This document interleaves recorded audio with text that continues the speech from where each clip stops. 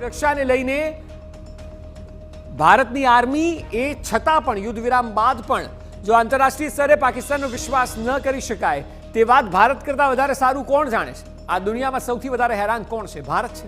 અને એટલે જ ભારત સતર્ક હતું આજે પણ અને આવતીકાલે પણ હશે, હજુ અનેક દિવસો હશે. એટલા માટે કારણ કે આ લોકો પર વિશ્વાસ ન કરી શકાય. ભારતનો અનુભવ રહ્યો છે અને ઇતિહાસ છે કે પાકિસ્તાન આની આ પરિસ્થિતિમાં 1947થી છે અને એટલા માટે સતર્કતાના ભાગરૂપે આજે પણ કોઈ પણ ડ્રોન ભારતનું નુકસાન નથી કરી શકે.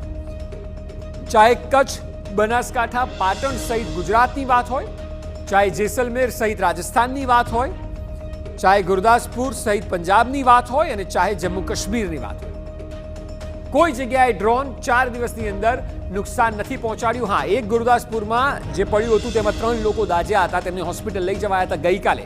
એ સમાચાર પણ આટલા જ વાગે અમે આપને બતાવ્યા હતા. તેના સિવાય મહદઅંશે કોઈ નુકસાન થયું નથી ભારતને.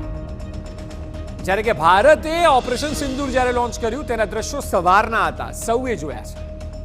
પાકિસ્તાનની અંદર 50 કિલોમીટર સુધી ભારતની મિસાઇલો એટેક કર્યા છે અને આતંકીઓને ટાર્ગેટ કરાયા છે. ભારતે પહેલા જ દિવસે સ્પષ્ટ કર્યું હતું કે કોઈ પણ સિવિલિયનને ટાર્ગેટ અમે નથી કર્યો, આતંકીઓને જ નિશાને લીધા છે. પરંતુ આતંકીઓ જ તો ત્યાંના સિવિલિયન છે. મોટાભાગના લોકોને પાકિસ્તાન સરકાર ફંડ કરે છે અને એટલે પાકિસ્તાનને આતંકીઓ પણ જ્યારે મર્યા ત્યારે એ વાતનું આક્રોશ આવી ગયો.